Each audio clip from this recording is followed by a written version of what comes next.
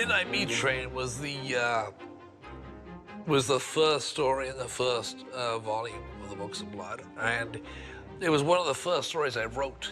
It is a relentlessly horrific descent into madness and darkness and all things forbidden.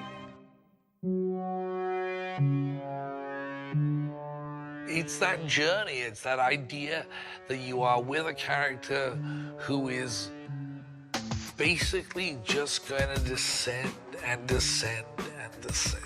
And are you going to take that journey with it? We published the first 3 books of Blood in 1984, all at once. Books 1, 2, and 3 released at the same day. But it wasn't until Stephen King drew attention to them and gave me, I have to say, without any hyperbole, the quote that changed my life. I've seen The Future of Horror, and his name is Clive Barker. It was the kindest, most generous, most selfless thing a writer could ever do for another writer. And it taught me something that I have tried to apply in the years since. You know, one of the things horror does is it allows you to face your fears in a safe form and survive. You watch other people die and you think, hey, at least it wasn't me. Its very title announces that you are not watching Winnie the Pooh on ice. You know, this is the Midnight Meat Train, you know. God bless him, our director has actually provided us with something so intense that I don't believe anybody seeing the movie, having read the book, will feel in any way shortchanged. I think they're gonna feel just fine. It was a long journey to get the writing where it needed to be, to get the director who would be able to do the job the way it's being done. One of my actors on another movie said there is only one God in heaven, one captain of the Pequod, and one director of this movie. And you know, there's the man. And I'm not about to say I think it should be this way and you should make it this way because I say so. He's the man. And I am in service of his vision, happily. I'm tired of seeing horror movies in which I am provided with very little to sympathize with, to identify with, to care about. And I think that we have those characters in the picture. There are a lot of people who think horror movies and horror fiction is, you know, nothing, valueless, which clearly I don't agree with. Otherwise, I wouldn't have dedicated, you know, a good portion of my adult life to making films and paintings and writing books that have somewhere at their heart the desire to scare the living daylights out of people. I think this movie is going to take people into a very, very dark place and deliver them at last out into the night, out into the day, feeling like they survived quite a ride on the train. You know, movies are a collaboration, and I love the idea of collaborating, but sometimes the practice of collaborating can be frustrating. I love to paint, and I love to write. And I love those two things most because I have total control over them.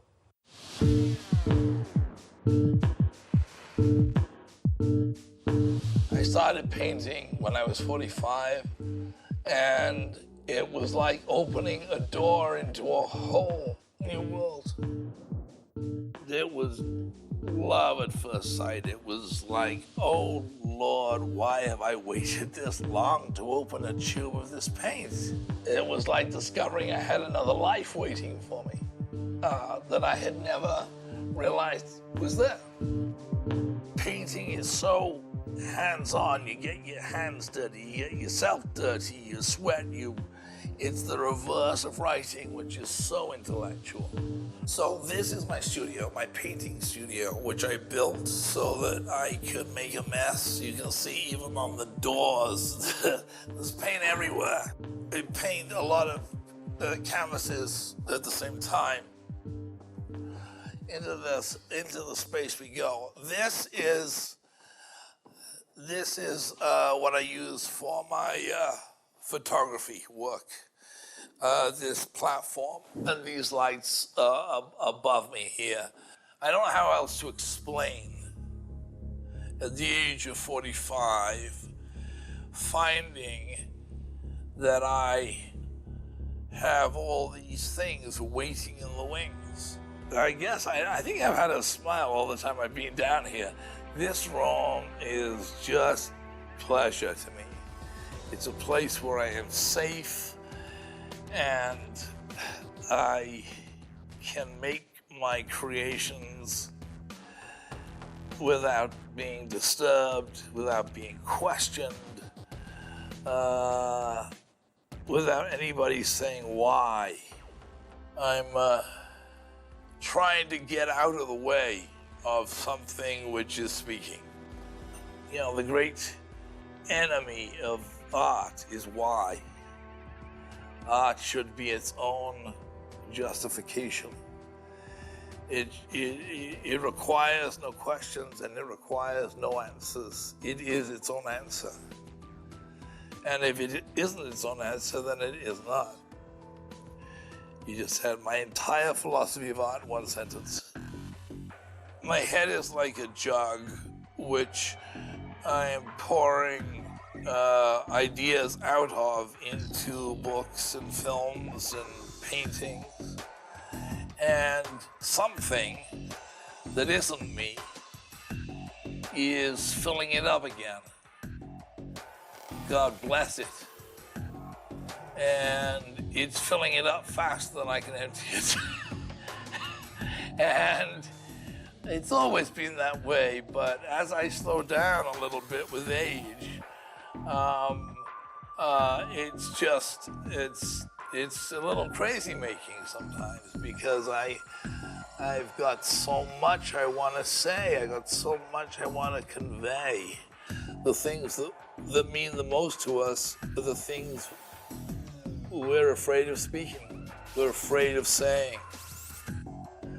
That's why we live in such a screwed up culture, because we won't speak the stuff that really means the most to us. We cease to ask the questions that are very important to us as children. We cease to say, why are we here? What is life for? Why am I alive? We're embarrassed to ask those questions. We've been educated into silence. And I think that one of the things that this particular art form, painting, has done for me is allowed me to reconnect with the child who was asking those questions.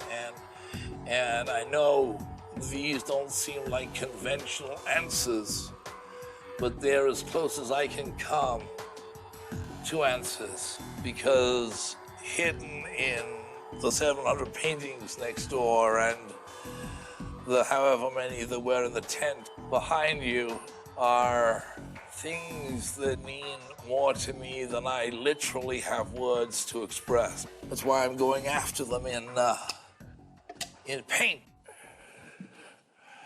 Come on out. These are all failures. This is the planet of the fucked up. This is the tent wherein those things that did not make it lie waiting to be recovered or revivified. Some of them have a hope. Some of them are beyond hope, and I'll paint over them. That's a loser. Gone, lost. Lost. What the hell? Yeah, lost. That I'll keep. That I'll keep. Not a chance. Not a chance. Not a chance. And so you go through these things, and, you know, when I say 50% of them maybe have some value, the big stuff at the back, you know, there's things in here that I might actually end up keeping in a painting. I mean, there's some nice stuff in there, and there's some really wretched stuff. Almost always the pieces which are sitting disconsolate outside in the tent are pictures that I've overthought, where idiotically I caught my intellect into the process. You must take the time that you must take. Now, does that drive my readers crazy? You bet. Does it drive me crazy? You bet. But I hope even in the short time you've been here this afternoon, you can see that the work, it takes time. You can't shortchange this stuff. You can't do this stuff half-heartedly. You either give your guts to it and your balls to it and your heart to it and your soul to it, or you don't do it at all. Why bother? Art, you have to give everything to art. Otherwise, it's not going to be worth a damn. It's not going to linger. It's not going to be there after you're gone. And I want to make work which lasts beyond me. As a gay man, I'm not going to have kids. These are my kids. And just as you would hope to put into your kids all the best of your own genes and the best of your own knowledge and the best of your own wisdom, I am trying to put into my paintings and into my writings the best of what I know about the world, inside and out. The humble spiral. Without breaking a line, it takes you from the tiny to the immense. It takes you from the inside to the outside. It takes you from the imagination to the real. And I stress, without breaking a line. And that's what I'm trying to do in my fiction. I'm trying to take a reader by the hand and take him or her here, and without breaking the surface of their known reality and violating their understanding of what the real is, slowly coax them, seduce them into a place which is richer and darker and more mythic and more full of echoes and mysteries and profound innocence and, yes, profound guilt and evil. And finally, into oneness, which is right at the heart of things. This is another of those impasto pictures, lots and lots of texture, building color on color. There's about 5 paintings I really hated under this, but if you scratch at the levels, then you bring things through. It's nice. It's a way of making peace with something that failed, in a way. At heart, I'm a writer and a painter. I'm a writer and a painter who got lucky and got to make some movies.